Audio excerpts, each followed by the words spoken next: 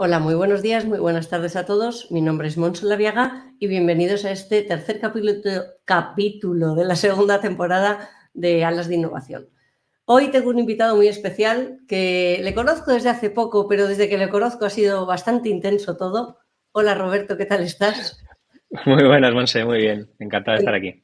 Igualmente de que hayas aceptado la invitación, entenderás la parte de la intensidad, ¿verdad? Ha sido de un no nos conocemos aún, hablamos prácticamente todos los días, bastante simpática y natural, ¿no? También, Sí, sí, sí, yo creo que ha sido bastante intenso y en un periodo de tiempo muy corto, la verdad.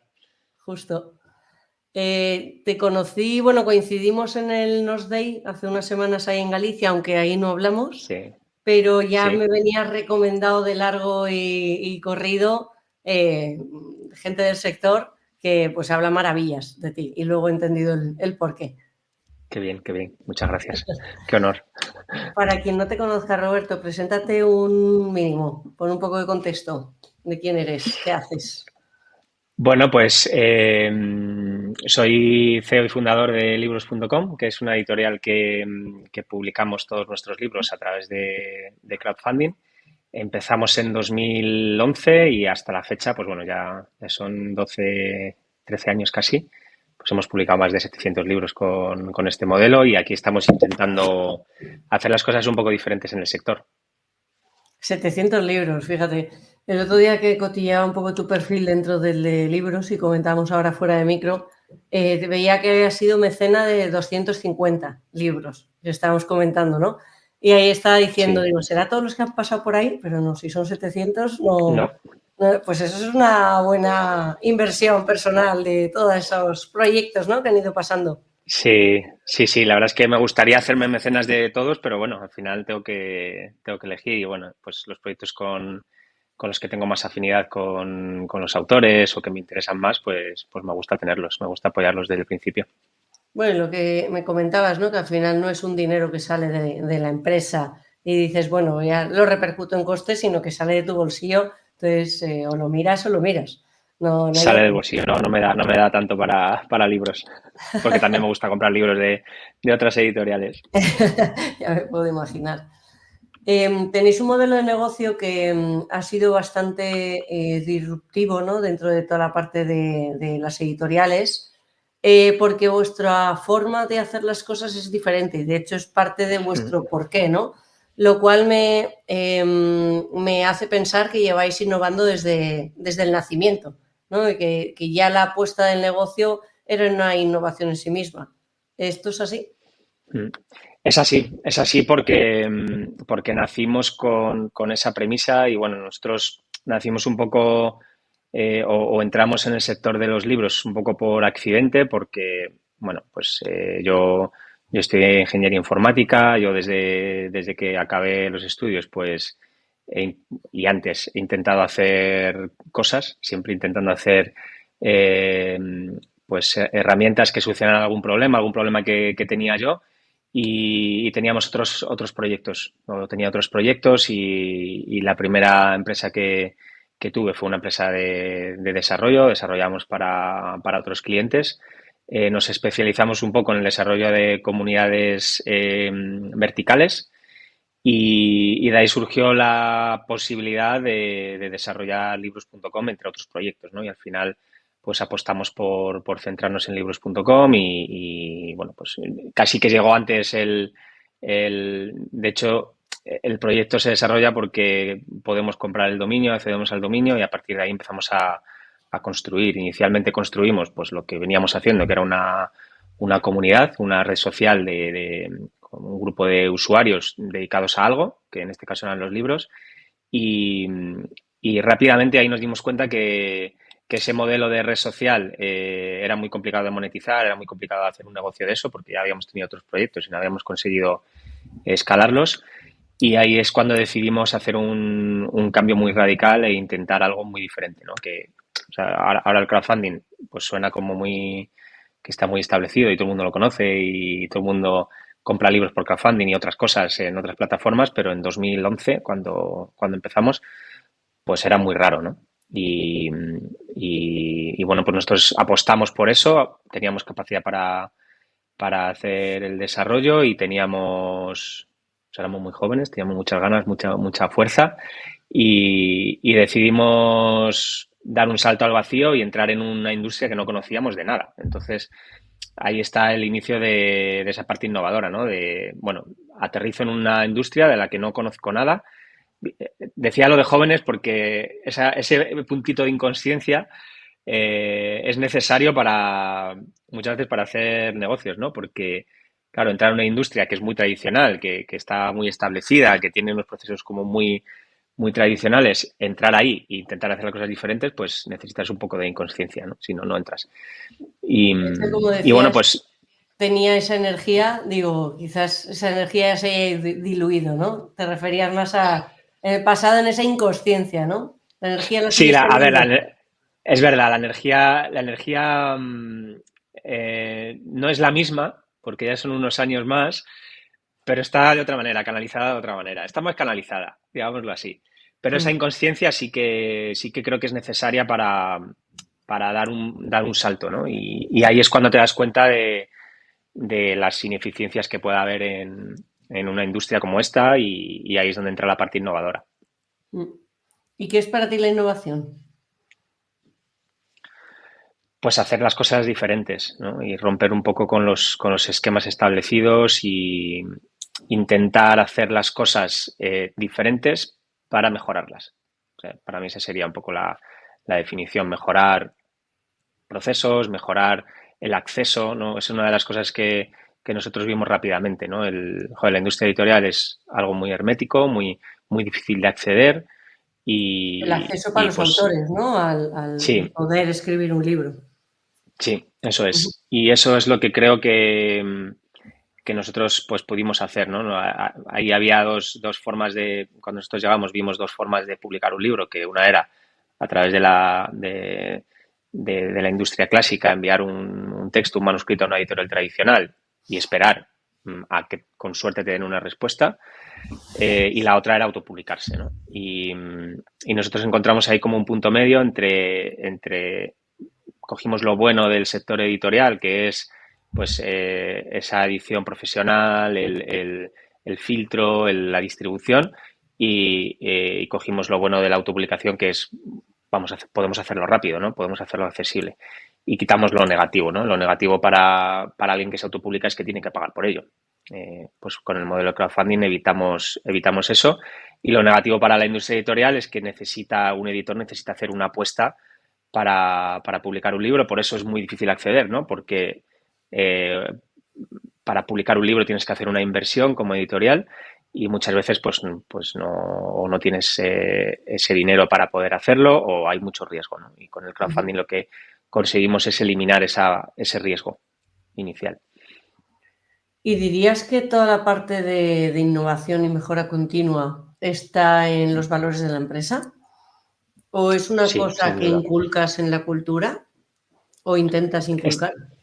Está implícito, para mí está dentro, es parte de nuestro ADN, ¿no? Porque mm, va en mí de forma desde el principio, ¿no? Desde que yo creo que un poco entramos en la parte más personal, ¿no? Y desde pequeñito me gusta hacer cosas y me gusta crear cosas y soy muy curioso y me gusta resolver problemas, ¿no?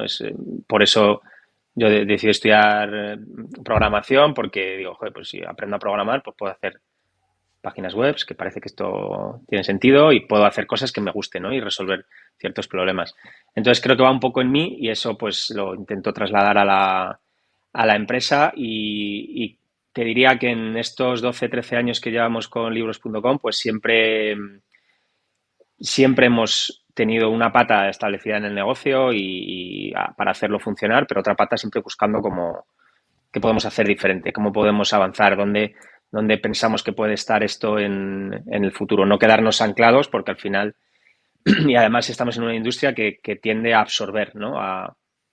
Que es fácil que te engulla, ¿no? Y entrar en sus procesos y en sus mecanismos. Entonces nosotros estamos como siempre intentando escapar un poco de ahí.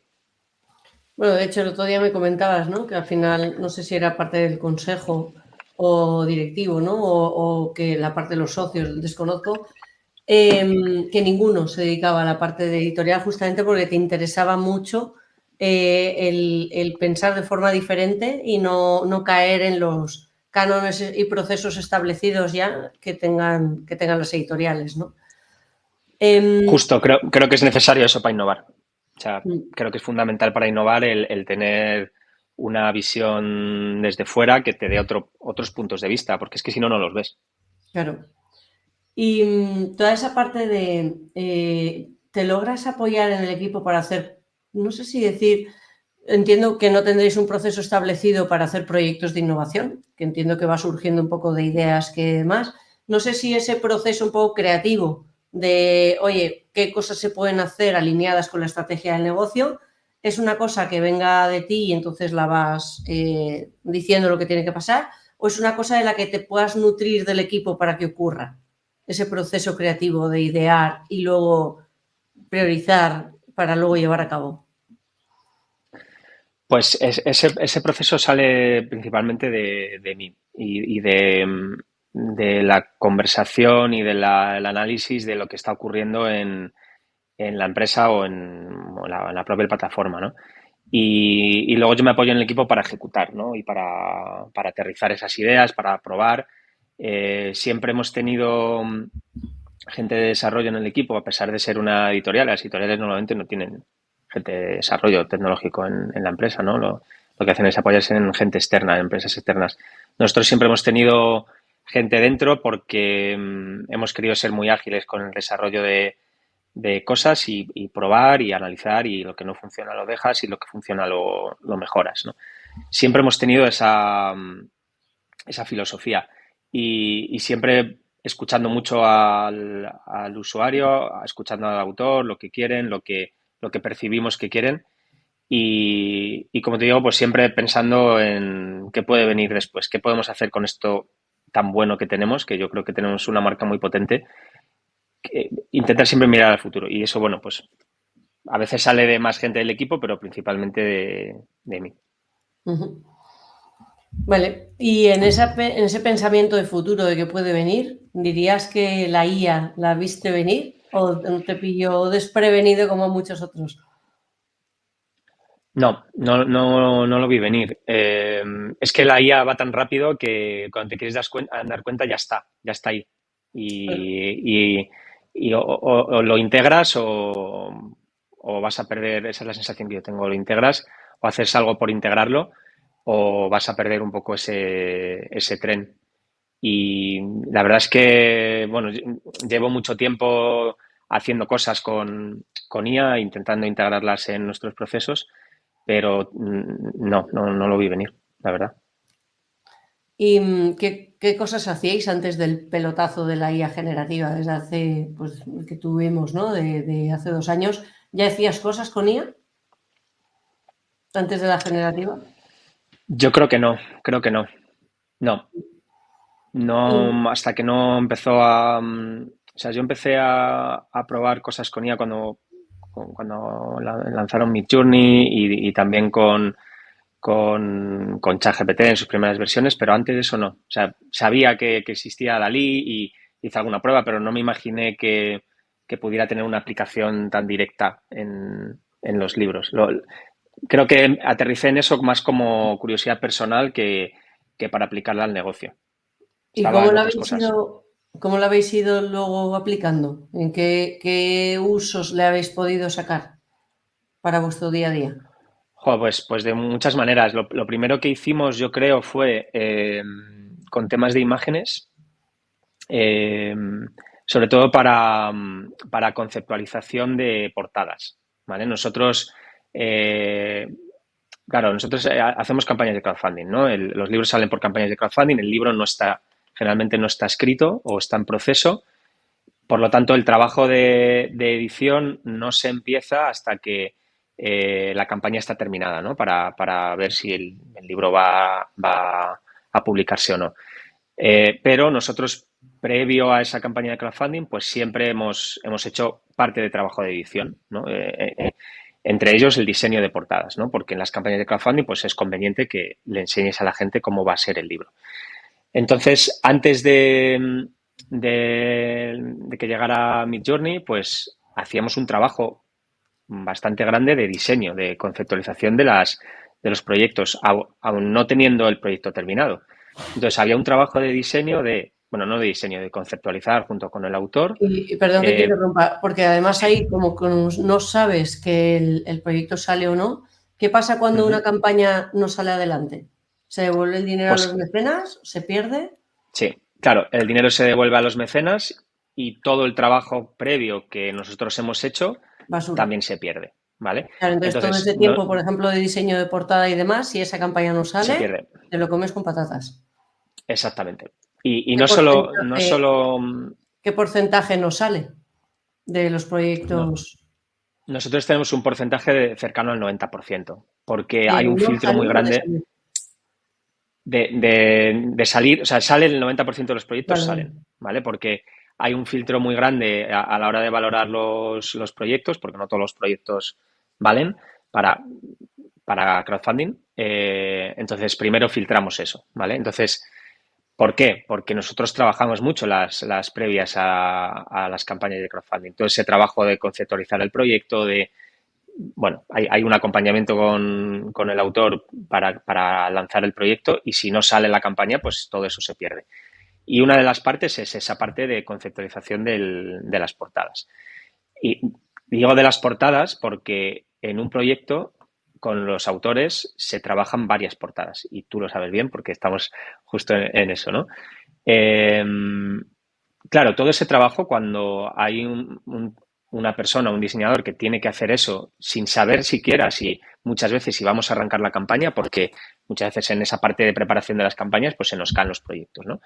Eh, pues claro, todo eso es mucho trabajo. A lo mejor de un proyecto tenemos 5 o 6 portadas perfectamente válidas. Eh, claro, todo ese trabajo, cuando tanto si sale adelante el proyecto como si no, es un trabajo que se pierde, ¿no? Porque si hacemos 5 portadas y nos quedamos con una, ¿qué pasa con esas 4 portadas? Que ha habido un trabajo bastante intenso de conceptualización y de diseño y de conversaciones con el autor, no solamente de nuestra parte, sino de conversación con el autor. Pues todo eso con la IA lo hemos acelerado un montón, ¿vale? Sobre todo el proceso de conceptualizar, vale, tenemos este proyecto, ¿qué podemos hacer aquí? ¿Qué idea tienes tú, autor? Y ahora con esa idea yo construyo de forma muy rápida, muy ágil, eh, portadas, ¿vale? Que no son definitivas generalmente, pero nos ayudan a agilizar mucho el proceso, Mm. tanto en tiempos como a la hora de decidir, ¿vale? Y una vez que tenemos aterrizado el concepto y hemos hecho bocetos y hemos trabajado con el autor, hemos peloteado con el autor, ahí ya entramos en la parte de diseño, de composición y entra un diseñador, ¿vale? Entonces, joder, me parece súper interesante el uso de la IA para esto porque supone un ahorro de costes muy grande, de recursos muy grande que podemos utilizar para otras cosas, ¿vale? Qué Y bueno. sobre todo, también en la agilidad a la hora de poner en marcha un proyecto. A lo mejor nos tirábamos antes una semana haciendo portadas, pues a lo mejor ahora en un día podemos tener la conversación mucho más ágil con el autor sobre la portada que va a ir, Mm. ¿vale? Y luego, una vez que esté el crowdfunding ya conseguido y empecemos con la edición, ahí ya entramos a diseñar de una manera más profunda ese trabajo, esa portada. Claro. Como ha salido, vamos a hablar un poco de este libro que va a salir, ¿no? Luego volvemos un poco a la parte de cómo estáis aplicando la IA y además me gustaría que compartieses también qué herramientas estáis usando, ¿no? Porque cuando supe dije, pues no había escuchado antes trabajar Uh -huh. de esta forma, ¿no? Entonces lo veo curioso. Pero antes y por si alguien no se ha enterado o está un poco desconectado, bueno, parte de lo que nos ha unido también es que yo me he animado a escribir un libro, se va a llamar No te quedes atrás, que está al 50% de la campaña en crowdfunding, así que os animamos a todos los que estéis escuchando a participar. Y es un libro que me ha animado a escribir básicamente a raíz de la charla del Nos Day, que fue hace unas semanas en Galicia, donde me invitaron para hablar un poco de los aprendizajes que había tenido como emprendedora durante los 11 años, ¿no? de haber ido emprendiendo. Luego, aunque no coincidiésemos en los Day, como comentábamos antes, sí que sabía que andabas por ahí porque me habían comentado y demás, y dije, joder, pues a lo mejor puedo plasmar todo esto en un libro viendo que a algunas personas pues les había molado la charla y demás. Incluso antes de darla ya estaba por ahí caminando en las calles de Santiago, es una ciudad preciosa y súper inspiradora, la verdad, pensando, ¿no?, que podría ser una buena idea. Y para mi sorpresa, ¿no?, cuando luego te escribí y te dije, oye, tengo 2 libros que quiero publicar, uno de ellos te encajó para esa parte del crowdfunding, ¿no? Y me dijiste que bueno, antes comentabas, no cogéis todos, no todo vale para una campaña de crowdfunding, entonces toda la parte de emprendimiento, negocios y demás, entiendo que es una categoría que impulsáis bastante, ¿no? Sí, sí, porque son proyectos que funcionan muy bien a nivel de crowdfunding, porque generalmente, bueno, pues hay detrás de los autores ya hay una comunidad que han ido trabajando con el tiempo y que son libros que luego tienen, eh, bueno, pues funcionan como soporte para la actividad profesional del autor, ¿no? Esos son los libros que mejor nos funcionan. En tu caso, a lo mejor no es tan así, ¿no? No es tan soporte para tu vida profesional, pero sí que creo que tu experiencia profesional, esos 11 años con tu empresa y compartir los errores, los aprendizajes que has tenido, pues tiene muchísimo valor para tu comunidad y para la comunidad emprendedora en general. Entonces son proyectos que merecen muchísimo la pena, que tienen mucho recorrido y ya, bueno, pues personalmente también me gusta mucho trabajar con ellos, ¿no? Porque creo que hace falta más cultura emprendedora y compartir, que es algo que no se hace mucho, ¿no? El compartir los errores que se han cometido, compartir esos aprendizajes, que no todo es bonito, ¿no? Y, y bueno, esos proyectos funcionan muy bien, estamos queriendo impulsarlo mucho, libros de emprendimiento, de experiencias personales, no solamente de emprendimiento, sino también cualquier otro libro que genere, que genere un aprendizaje y que otras personas quieran, eh, bueno, pues quieran aprender de las experiencias de otros, ¿no? Y con nuestro modelo pues funciona muy bien, mucho mejor que los libros de ficción, que aunque también tenemos publicaciones de ficción, pues al final están un poco más limitados, ¿no? El alcance está más limitado. Ha sido muy chulo desde el lado de la autora, ¿no? Por ahora lo que llevamos, toda esa parte de primera fase, ¿no? De empezar a hablar, te cuento el proyecto, te encaja y demás. ¿Cómo de esa primera, por ejemplo, reunión? Y ya te preguntaba, ¿y se tiene que poner el título antes? Porque yo decía, normalmente, muchas veces cuando escribes un artículo, demás, no tienes el título hasta una vez ver el texto escrito, ¿no? Entonces yo pensé que me iba a pasar igual. Y me hizo mucha gracia o admiré mucho, ¿no?, cómo hacías algunas preguntas en esa primera, vamos a llamar, entrevista, para entender, ¿no?, un poco las motivaciones, el todo, y cómo en esa propia conversación yo te dije parte de lo que me motivaba y que además me acababa de leer el libro de Simon, no me puedo acordar el apellido, lo tengo aquí, Simon Sinek, ¿no?, de la de empieza con el porqué, entonces estoy como un poco enfrascada en intentar contestar el propósito, ¿no? Y muerta la vergüenza, porque no se lo había dicho todavía, ni siquiera a mi marido en alto todavía, ¿no? Te dije esa parte de que me gusta mucho, ¿no? La parte de no te quedes atrás, o sea, me mueve mucho por dentro. Intentar ayudar a la gente a no quedarse atrás, ya puede ser en la tecnología, en el crecimiento personal, la educación con los hijos, es bastante amplio, ¿no? Y te lo explicaba, te lo argumentaba y decía, pues creo que tenemos el título del libro, ¿no? Y, o sea, creo que recuerdo ponerme colorada, no sé si se veía a través de la cámara bien, ¿no? Pero recuerdo ese momento de ponerme colorada y luego realmente, bueno, al final pensándolo dije, pues puede ser un buen título, ¿no? Y luego la experiencia un poco en la portada, más o menos a lo que comentabas, ¿no? Al principio, pues me pasasteis varios bocetos que me gustaban ya varios, ¿no? Pero una cosa es lo que te puede gustar a ti y luego lo que quieres que la persona que te conozca o no te conozca vea con esa portada. Y ese es el ejercicio que muchas veces hay que hacer, ¿no? Y ahí hemos tenido un debate curioso, ¿no? Porque yo quiero una cosa y vosotros no la veis tanto, entonces hay como una especie de Estamos en ello negociación. todavía. Estamos en Sí. ello, eso es.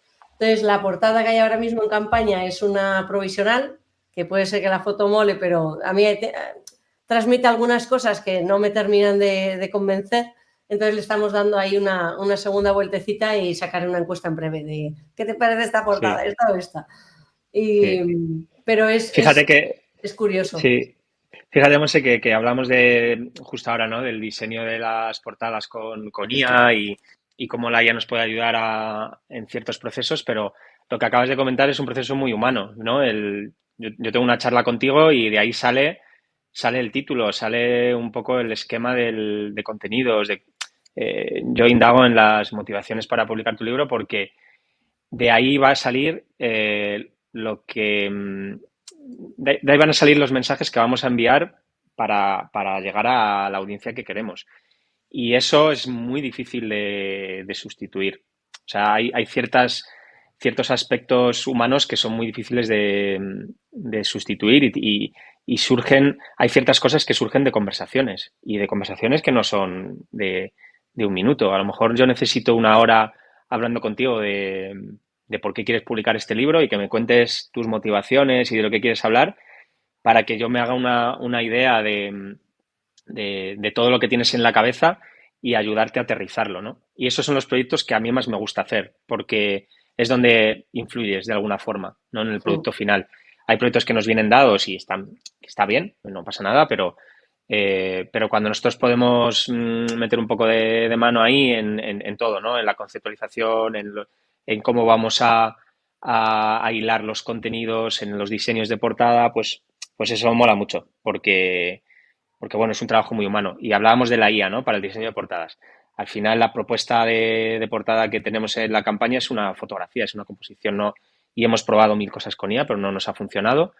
Al final hemos decidido ir a una portada con foto, pero queremos también probar otras cosas. Bueno, pues aquí a lo mejor no hemos optimizado tanto los procesos con tu proyecto. Cada proyecto es un mundo al final y lo bueno de los libros yo creo que es que el contacto entre autor y editor es fundamental. Y lo bueno de que un autor vaya con una editorial es justamente eso, ¿no? Y a veces hablo con autores que se autopublican y, claro, no han vivido la experiencia de trabajar con un editor. Y eso es totalmente diferente. Sí, al final te lo tienes que ir a comer tú solo y es bastante más... es difícil ser crítico de un propio trabajo, ¿no? Y una visión de terceros siempre puede venir muy bien. Yo esa parte la tenía bastante clara. Aunque si no hubiese visto la forma, pues hubiese tenido que ir por ahí, desde luego. Pero bueno, teniendo esta, pues es fabuloso, ¿no? Entonces, animo a cualquiera que esté escuchando que tenga un mínimo ápice de querer escribir libros, pues aquí una reunión con Roberto para ver si puede salir por ahí. Y realmente lo recomiendo porque es un proceso que no se hace solo y que realmente aporta muchísimo, ¿no? Aporta mucho, mucho. Es que en este caso, por ejemplo, pues no ha habido tanta optimización de tiempo en la parte de portadas. En otros sé que sí que la habéis tenido y que de hecho diseñéis bastante con Freepik, ¿no? Y no tanto con Midjourney, que es una cosa que me hizo gracia saber. ¿Qué os trae Freepik que no conseguís, por ejemplo, en Midjourney? Pues mira, con Midjourney nos sirve para conceptualizar muy rápido, como para tener muchas ideas diversas, y con Freepik más para afinar, yo creo. Te diría que esa es la diferencia, porque con Midjourney es muy difícil afinar sobre un diseño ya existente o sobre una idea ya existente. Es difícil transformar poco algo que te dé Midjourney. Con Freepik sí, porque te da muchas opciones parecidas basada en una misma idea. El cambio de estilos también funciona súper bien, eso con Midjourney no lo tienes. Bueno, yo creo que esa es la gran diferencia. Y también con Magnific, ¿no? Que utilizamos Magnific desde hace tiempo. Gracias, Javi, por esa maravillosa herramienta y por darme acceso tan pronto. Y eso le da un punto de calidad a los diseños finales, ¿no? Tanto primero Freepik en un primer momento, más luego Magnific. Que Y acabará integrado antes o después. O sea, ya no será un Freepik y Magnific, eso acabará fusionado. sí, imagino que sí, imagino que sí. ¿Y qué más procesos optimizáis? Hemos hablado de las portadas. Entiendo que con moviendo tanto texto, también tiene que haber habido optimización ahí. Sí, pues mira, una cosa que a mí me parece fundamental son las primeras conversaciones con los autores. Eh, Utilizamos una herramienta que se llama Tacticu, que no sé si conoces, Monse, que utiliza la transcripción de un Meet, de una llamada, y sobre esa transcripción puedes hacer lo que te dé la gana. ¿No? Puedes hacer eh, preguntas, puedes hacer resúmenes, puedes hacer listas de tareas. O sea, me parece maravilloso, porque te puedes centrar en la conversación. Yo tengo contigo una reunión de 1 hora inicial para que me cuentes las motivaciones que tienes para hacer tu libro y yo estoy atendiéndote a ti. O sea, estoy con el foco puesto en lo que me estás contando, con atención plena y me olvido de tomar notas, porque ya lo está haciendo Táctico. Acaba la conversación y yo tengo un resumen de los puntos más importantes de la reunión. Es una de las herramientas que más utilizamos, sobre todo en las fases iniciales, porque te da como el bruto del proyecto en la fase inicial. Y sobre eso luego puedes hacer lo que te dé la gana.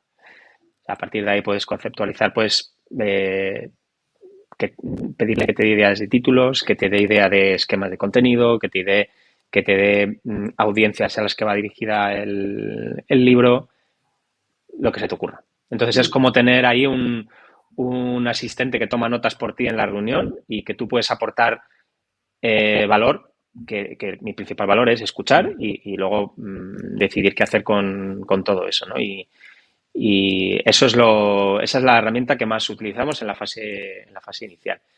Luego, en cuanto a textos como tal, pues depende un poco del momento en el que esté el proyecto. Por ejemplo, si tenemos ya un manuscrito, pues a la hora de de evaluar un manuscrito, claro, nosotros no nos podemos leer mmm, todos los manuscritos que nos llegan, porque no tendríamos tiempo para hacerlo. Entonces, pero sí podemos pedirle a ChatGPT, por ejemplo, que nos haga un informe de lectura.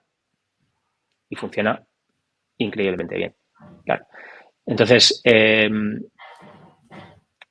ahí ahorramos un montón de tiempo, agilizamos un montón el proceso, el tiempo de respuesta con los autores y además es que la calidad es muy buena. O sea, es que lo hace mejor que lo podría hacer yo, Qué seguramente, ¿no? bueno. Un informe de lectura con los puntos fuertes, los puntos débiles, eso funciona muy bien. ¿Qué más cosas? Pues a nivel de corrección. A nivel de corrección no hacemos demasiadas cosas todavía, porque creo que todavía está muy verde. Nosotros, bueno, pues todos los libros los corrigen 2 correctores, 2 personas, y seguirá siendo así, pero creo que la IA ayudará a hacer ese trabajo mejor. Es muy difícil que un libro no tenga erratas, ninguna errata, siempre se escapa algo, es muy complicado. ¿Por qué? Porque al final ese trabajo lo está haciendo una persona y por muy buena que sea, pues alguien que ha leído un texto a lo mejor de 400 páginas, pues siempre se te puede escapar algo, ¿vale? Entonces creo que la IA va a ayudar mucho a detectar ese tipo de errores, tanto errores ortográficos como ayuda con el estilo de escritura. Creo que va a ser una gran ayuda. Yo no considero que la IA vaya a sustituir a ninguna de las partes del proceso, pero sí que creo que va a mejorar mucho el trabajo y va a facilitar mucho el trabajo y va a permitir que las personas aporten más valor del que están aportando actualmente si no tuvieran estas herramientas. Qué bueno. ¿Y notáis los autores o en los textos que os llegan demasiado trabajo con IA en el aspecto negativo? Quiero decir, ¿notáis esa paja que muchas veces con un mal prompt puedes llegar a sacar? ¿Habéis notado que eso haya empeorado de alguna forma? De momento no. De momento no ha habido, no sé, creo que no hemos recibido nada hecho por IA. Te diría que la gente que nos haya podido enviar algo hecho con IA sabe utilizarlo bien y sabe detectar cuando algo huele a IA. Entonces nos llega ya filtrado, ¿no? Y Claro. yo creo que ahí está la clave, ¿no? A ver, al final te diría que si nos llegara una novela hecha con IA, lo detectaríamos rápido y no sé si tendría sentido para nosotros publicar un libro de ficción hecho con IA. Un libro profesional, un ensayo que haya utilizado IA para algo, eh, no me parece que esté mal. Si ha aportado valor al contenido y lo ha utilizado bien y pues, ¿por qué no? Está bien. Lo que está claro es que en este tipo de libros no te lo puedo escribir porque, por ejemplo, en mi caso, ¿no? El Claro, de No te quedes atrás, ¿qué coño de prom le voy a poner para que me diga los aprendizajes? O sea, al final es una historia personal, es que claro, no puede salir de dentro. Otra cosa es que te total, apoye, de que tengas un par de párrafos o un par de capítulos o un capítulo escrito. Este es el tono que voy a tal. Ahora te voy a dar una idea que va a tener 3 párrafos porque para poderla expresar, ampliarla un poquito más o darle mejor formato, ¿no? Estos días, por ejemplo, escribo alguna cosita, ¿no? Y digo, ha quedado un poco la frase, a veces, no sé, se crean las frases un poco raras, ¿no? La pasas por ahí, mejórame esto, y mejorado, y es que está perfecto, porque está la idea que tú quieres, pero entonces, en ese es lo que dices, no te cambia el concepto del texto, lo que te cambia, pues es un poco esa parte de estructura que dices, pues aquí me hubiese tirado un ratito más tal, y esto pues ya está resuelto. Entonces, si es de esta forma, es que no está afectando a la calidad del contenido, que es al final lo que importa, ¿no? claro, o sea, yo creo que para mí hay dos tipos de libros, ¿no? Los libros de ficción, no ficción. Los libros de no ficción, al final, la experiencia personal del que escribe es insustituible. Mm. Y si alguien profesional utiliza la IA para, no sé, generar ensayos sobre un tema, pues bueno, pues vale, está muy bien, pero no está haciendo un trabajo creativo que se pueda sostener mucho, ¿no? Mm, em, pero a la hora de ordenar ideas, de hilar ideas, de hacer un trabajo de revisión sobre algo que has escrito basado en tu experiencia profesional o personal, es que es un asistente editorial Sí, que sí. no tienes, no te puedes permitir si de otra manera, ¿no? Yo no puedo estar todo el día contigo, a ver, venga, Monse, escríbeme 10 páginas que te las voy revisando, tal. Bueno, podemos hacerlo, pero es que lo va a hacer mejor seguramente una IA. Y luego tú pásamelo que yo también te lo voy a revisar, ¿vale? Va a haber siempre una persona que va a hacer ese trabajo. En los casos de libros de ficción, pues bueno, aquí entramos ya un poco en el debate de la sustitución de la creatividad humana, ¿no? ¿Tiene sentido que alguien que quiera hacer una novela de ficción utilice la IA 100% para escribir un libro? Pues a lo mejor no tiene sentido, ¿no? No sé cuál es la motivación de alguien que escribe una novela de ficción. O sea, creo que la persona que escribe una novela de ficción, la motivación no es voy a publicar un libro y ya, ¿no? O sea, su motivación será sacar lo que tiene en la cabeza, que es mucha imaginación sobre un tema que le motiva a escribir y ¿para qué va a utilizar la IA para sustituir eso? Que utiliza la IA para apoyarse en la edición, en la corrección, en detectar inconsistencias, por ejemplo, que es algo que yo utilizo mucho, ¿no? Pues joder, pues ¿por qué no? Bienvenido. Mm. ¿Y qué opinas de la noticia que salió el otro día de Amazon limita la autopublicación ante la invasión de libros generados por IA? Bueno, es que es un tema, porque, claro, eh, cuando surge una tecnología que te permite hacer cientos de miles o millones de libros generados por IA, eh, y existe una plataforma que vende libros, pues se va a dar que esos libros van a ir a esa plataforma. Y el debate es, ¿debe Amazon filtrar eso? ¿Debe pararlo? ¿Se puede parar? Yo pienso que es imparable. O sea, siempre que haya una tecnología que permita hacer eso, va a haber gente dispuesta a utilizar esa tecnología.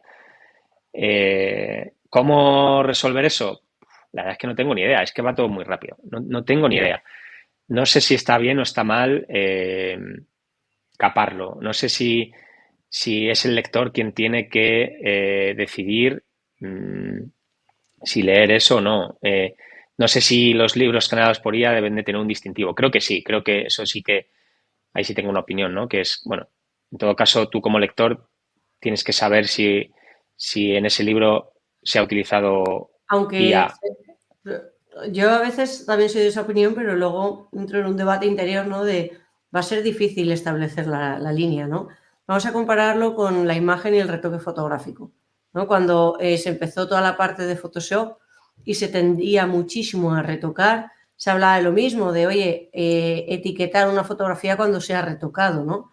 ¿Qué pasa? Al final hay tendencias. Al principio se retocaba una imagen muchísimo, el retoque, por ejemplo, de moda pues era licuamos caderas, cinturas así, caderas así, culo así, tetas así y la piel súper perfecta, ¿no? Y eso en publicidad, pues en todos los lados, tanto en moda, alimentación, como todo perfecto y exagerado.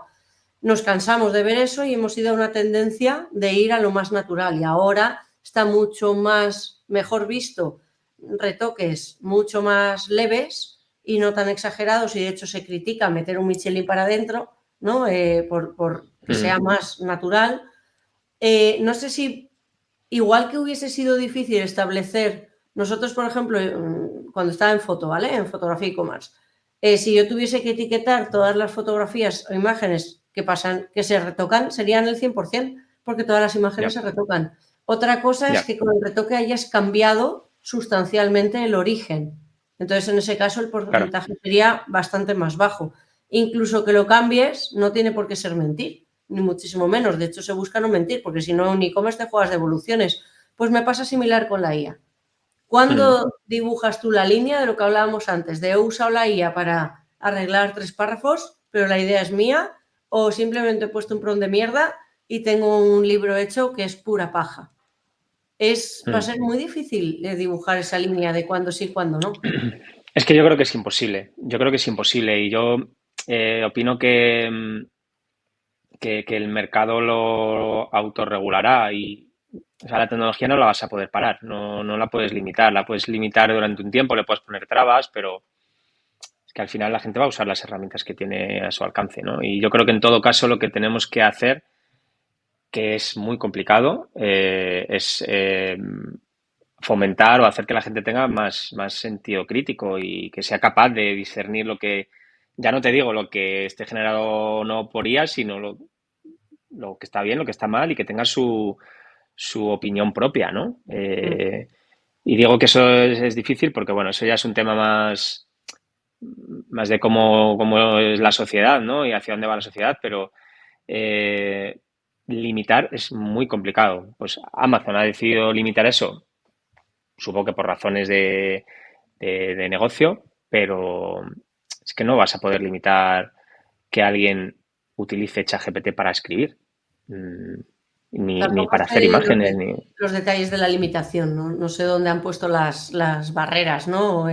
Las vallitas. Pero vamos, entiendo que puede haber habido un boom de contenido no interesante y que tampoco les interese que eso se llene de absolutamente de paja, ¿no?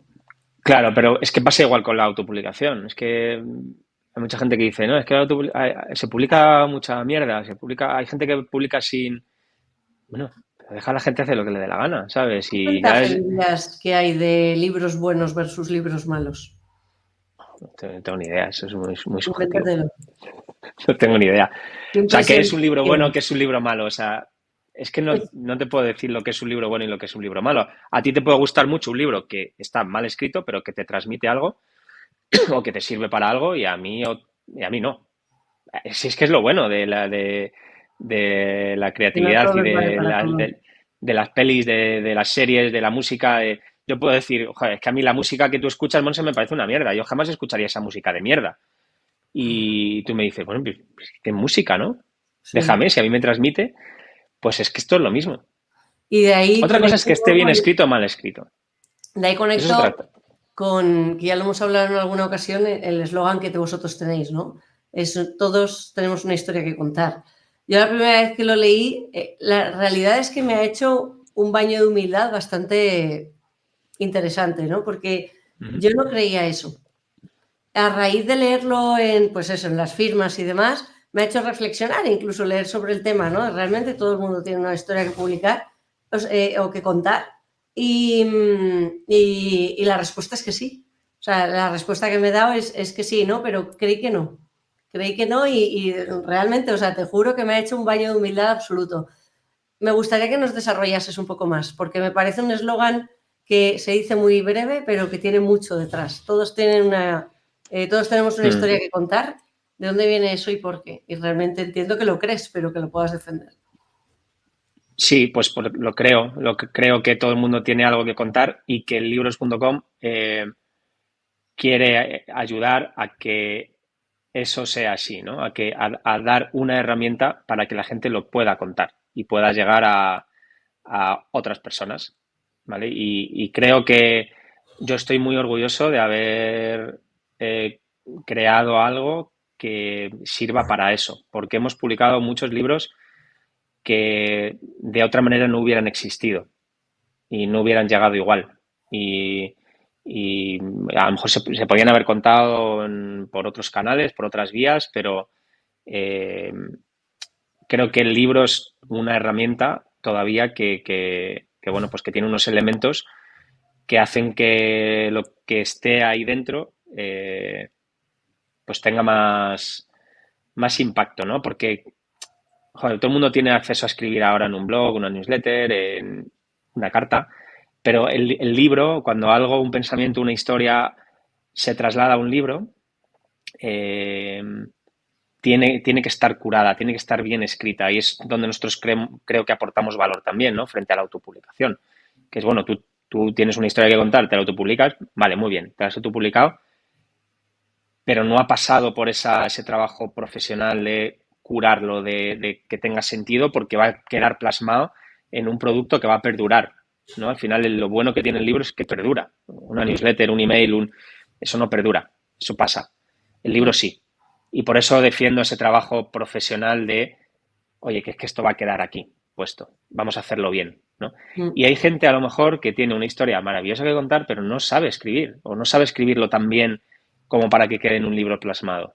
Y eso es lo que nosotros queremos aportar, ¿no? Queremos mejorar un poco esa parte de autopublicación, que sí, cualquiera que tenga una historia lo va a contar, pero a lo mejor no lo va a contar tan bien como si pasa por un proceso editorial. Como no puede pasar por un proceso editorial tradicional, pues se queda en un cajón. Eso es lo que queremos evitar. Que todo aquel que tenga una historia que contar, o que quiera, o que crea que puede transmitir algo al mundo, pues que pueda hacerlo sin gastarse dinero. qué bueno. Ahora que has mencionado también el tema canales, de al final tener un libro o lo puedes consumir en varios formatos, ya sea en Mm. papel, en ebook, en audiolibro. Te escuchaba la entrevista que hacías en Open con Pepe de Minimalips, ¿no? Donde hablabais un poco de la preferencia de los formatos, que hay, si resumo mal, me corriges, pero por no Uh-huh. repetir ahí. Hay una preferencia, ¿no? Por el libro físico en general y es más o menos lo que más se vende, aunque obviamente la parte del consumo del ebook existe y en algunos momentos, como puedan ser los viajes o cuando tienes peor iluminación, pues es un formato que se prefiere frente al del papel. Y el audiolibro es el que menos tirón tiene, quizás es el que más le va costando entre los tres, es realmente el que está al tercero a la cola, pero sé que vosotros estáis impulsando también con temas de IA toda esa parte de audiolibro y veo que se nos está quedando fuera. O sea, que me gustaría que la contases un Uh-huh. poco qué estáis haciendo y cómo está quedando. Uh-huh. Sí, vale. Pues sí, el tema del audiolibro es algo que a mí me ha interesado mucho siempre, bueno, como cualquier otro formato, ¿no? Pero que nunca hemos podido abordar por un tema de costes, de recursos. Al final, hacer un audiolibro tiene unos costes de producción, necesitas a una persona que narre el libro y necesitas editarlo, también hay un trabajo de edición. Y los costes son muy elevados como para poder rentabilizarlos. ¿No? Es muy difícil que alguien pague por un audiolibro suficiente como para poder cubrir esos costes de producción, ¿no? Entonces, nosotros ahí siempre hemos tenido una barrera de entrada muy grande, una limitación, pero con la IA, pues pues surge la oportunidad de reducir esos costes y reducir esa barrera de entrada. Entonces hicimos un primer experimento hace unos meses con el libro de Estupidez Artificial, que es un ensayo sobre el uso de la inteligencia artificial de una manera ética. Y hablamos con Mumbler, con Paul y Corte de Mumbler, y dijimos, joder, ¿por qué no intentamos algo con esto? Nosotros queremos hacer audiolibros, tenemos gente que le gustaría, que nos han pedido, que quieren hacer audiolibro para llegar a otro público por otros canales, pero no podemos hacerlo. ¿Se os ocurre alguna forma de hacerlo? Y dijimos, joder, pues vamos a intentar esto, ¿no? Entonces se nos ocurrió la idea de, bueno, que se le ha ocurrido también a otra gente, ¿eh? No es algo nuestro, de clonar la voz del autor, del propio autor, para que el libro esté narrado por el propio autor, sin necesidad de que el autor esté 8 horas narrando su libro, ¿no? Porque también es algo que podría llegar a hacer, pero que a nivel de recursos, de tiempo y de costes, pues es inviable. Entonces lo que hicimos fue clonar la voz del autor, hice una narración del libro de 5 minutos, creo, 5 o 7 minutos, y con eso hicimos la narración completa con IA, ¿no? Le pasamos a la IA la voz clonada y hicimos la extensión de todo el libro. Esto suena muy bonito, muy rápido, muy qué maravilla, pero hay un trabajo también de edición muy grande, ¿no? Porque al final tienes que preparar ese contenido para que pueda ser narrado por la IA, ¿vale? Aunque tengamos la clonación, pues hay que prepararlo, hay que preparar contenido sensible, ¿no? Como tablas, por ejemplo. Cómo lee las tablas, cómo lee las imágenes, cómo lee los años, los siglos. Bueno, nos encontramos con un montón de barreras ahí que primero de todo no sabíamos que nos íbamos a encontrar con ellas y que luego una vez identificadas pues ya dices, bueno, he identificado esto, ahora necesito hacer un trabajo de postproducción para poder arreglar eso, ¿no? Entonces, pero ya nos evitamos que una persona narre durante 8 horas el audiolibro y luego además lo hacemos con la propia voz del autor. Entonces, el resultado fue increíble, muy, muy bueno. O sea, está el audiolibro está alojado en Mumbler, se puede escuchar ahí por capítulos y no notas que es una IA.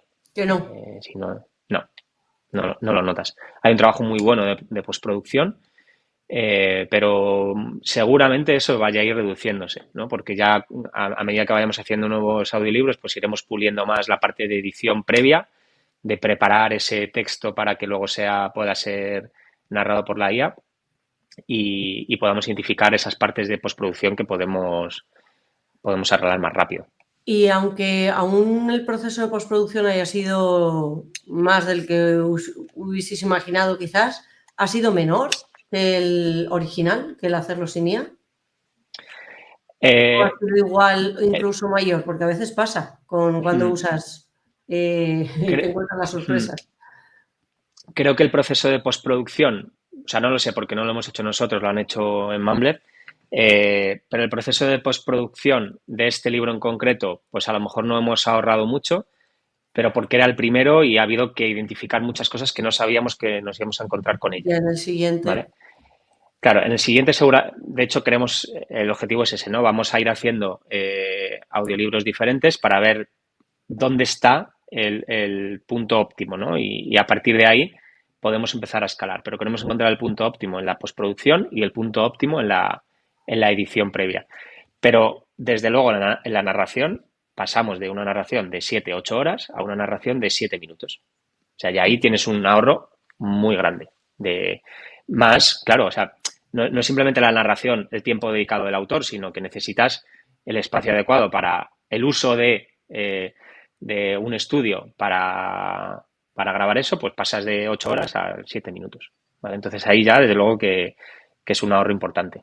Qué bueno. Que tenga sentido esto luego en el mercado, pues no lo sé, ¿no? Porque hay que ver si somos capaces de que haya gente que compre el audiolibro para cubrir los costes que se generen de ese audiolibro. Ahora mismo ya te digo que no se cubren, ¿no? Pero bueno, ahí estamos en esa experimentación porque yo creo que sí que hay margen de mejora y en todo caso, pues estamos haciendo un formato que nos permite llegar a otro público que de otra manera no llegaríamos. Qué guay. Y ya por ir acabando, un par de preguntas. ¿Has escrito algún libro? No. ¿Tienes ganas de escribir algún libro? Es un reto, ¿eh? O sea, es como enfrentarse a mi propia medicina. No sé si estoy preparado. O sea, siempre decimos, ¿no? Tenemos la coña en el equipo de, joder, algún día tenemos que escribir un libro de nuestra experiencia, ¿no? De todas las cosas que hemos vivido y toda la experiencia emprendedora.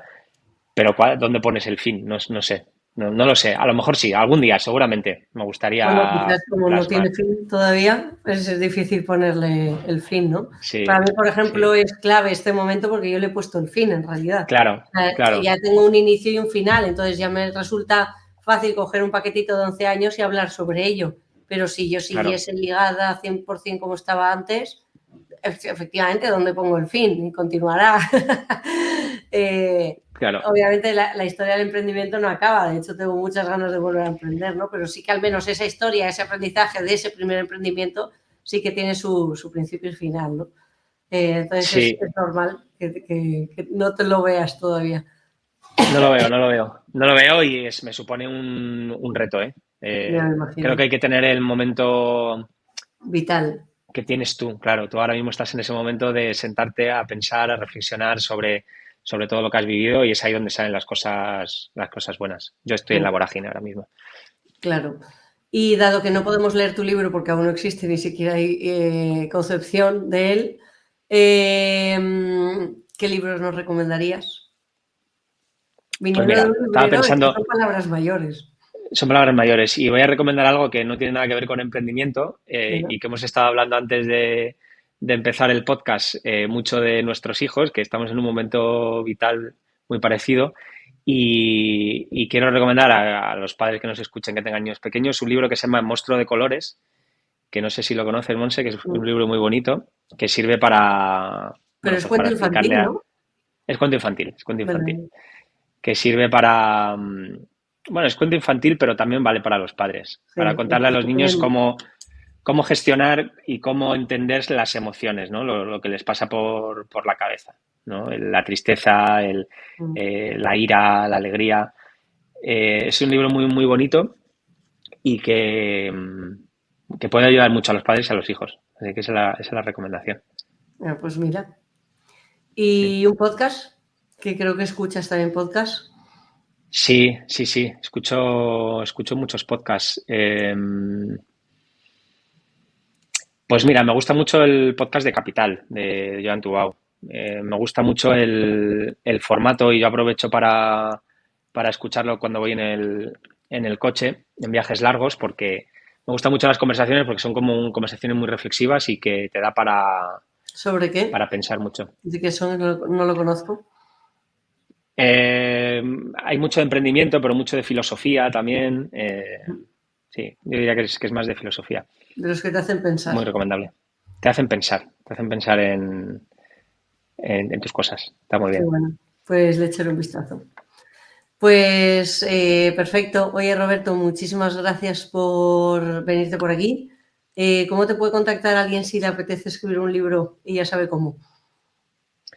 Pues lo más fácil, roberto@libros.com y en libros.com puede enviar directamente el proyecto a través de la web o a través del formulario de contacto nos puede contactar. Perfecto. Y para todos los que hayáis llegado aquí y os apetezca haceros mecenas de libros.com, o sea, del libro vamos, que nos ha unido, ¿no? No te quedes Sí, atrás, el sí. que estoy escribiendo. Os voy a dejar el enlace en la descripción para poneroslo muy fácil y que podáis participar y encantada de veros por ahí.